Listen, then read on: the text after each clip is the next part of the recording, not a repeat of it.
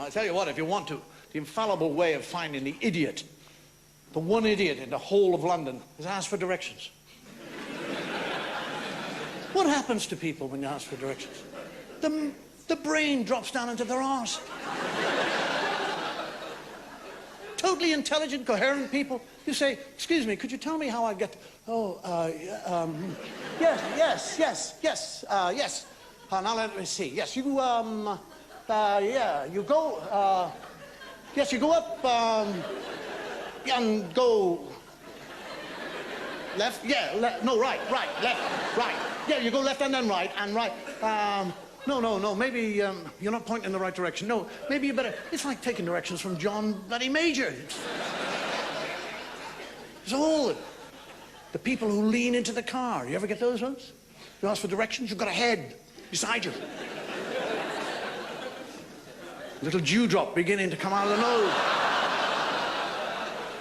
You don't hear a word they say. You're thinking, all you're thinking is going to drop on my trousers.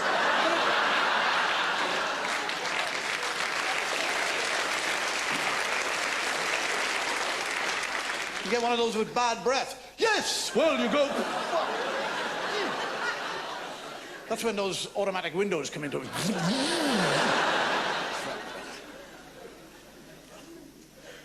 Directions. I suppose Ireland is the best place in the world for directions.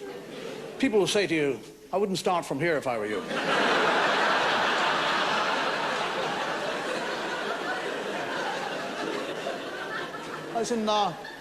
I was driving to Wicklow Town, and outside Wicklow Town there's a kind of country road, and I came to a cross-section, and there was one signpost, and it had Wicklow on it, and the other way, Wicklow.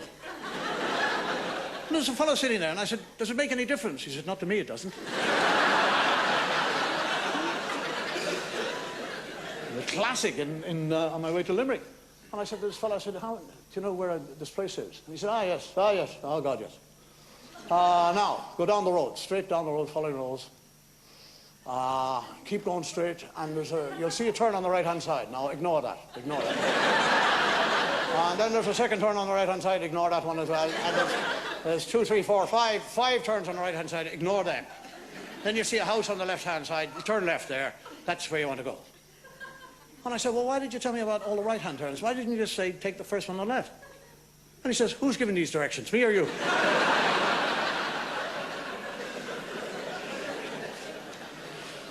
Yeah. Technical advancement in cars. Now, cars have changed. We have, I don't know whether they're increasing the performance of cars, but we have so much gadgetry in cars now. You know, radios you used to have to fiddle with, didn't you? You have to kind of... Now you beep, you're there.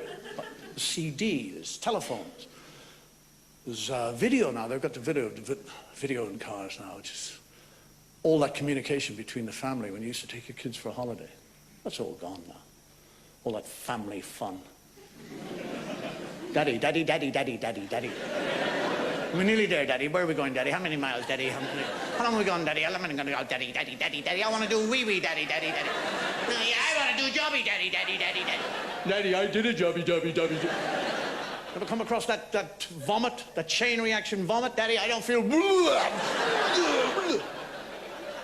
Technicolored yawn being splattered across the back of the car. All those games. I Spy with My Little Eye. What if you were a dyslexic family? I Spy with My Little Eye, somebody beginning with H. River. Yes.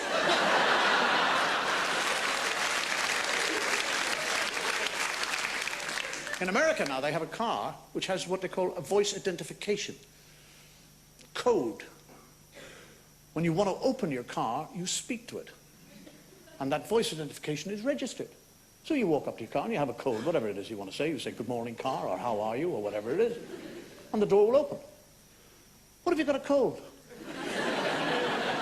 Pissing down with rain and you can't get into your car.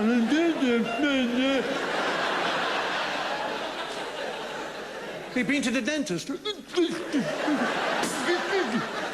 get done for breaking into your own car. I don't know, in America they have, and in a way it's very good, they have an alcohol detector. That if you have been drinking, you get into your car and you put your key in the ignition key, it won't turn. It just refuses to turn. And if you continue to try and get it to turn, your car's computer will inform the police station's computer that there's a drunk trying to start the car. Your own car squeals on you, for Christ's sake. Mercedes now have what they call, excuse me, I'm going to have a little sip of this.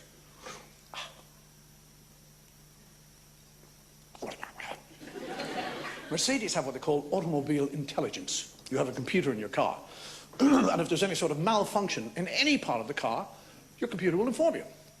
You'll be sitting there, and the computer will... Your windscreen wiper is malfunctioning. Your fan belt is broken. Your carburetor is burst. Your battery is flat. There is a puncture in the front tire. I'd sell this piece of shit if I were you.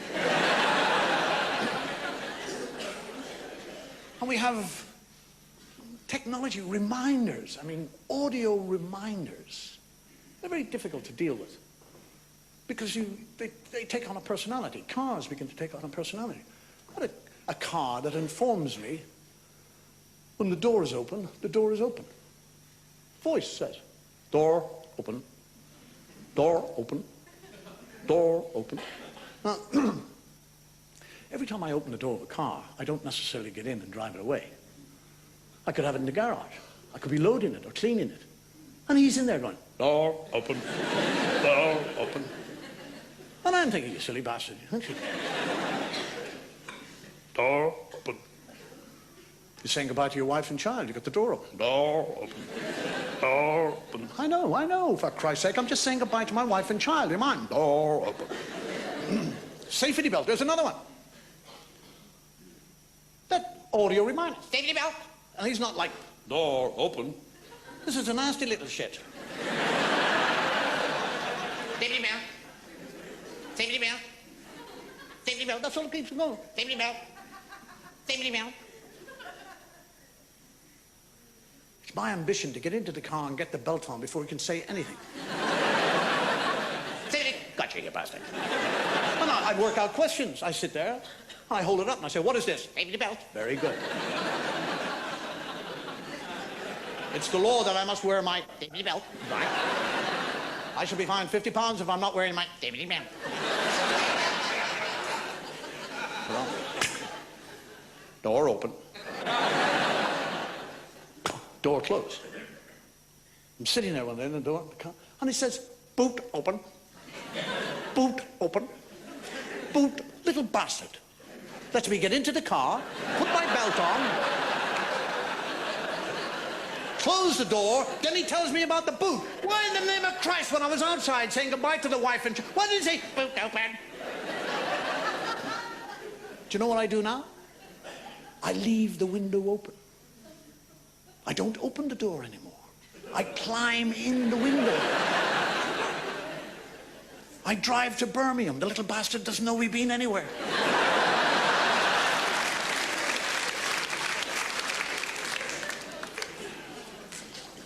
Amazing. Voices. And nowadays they used to have in cars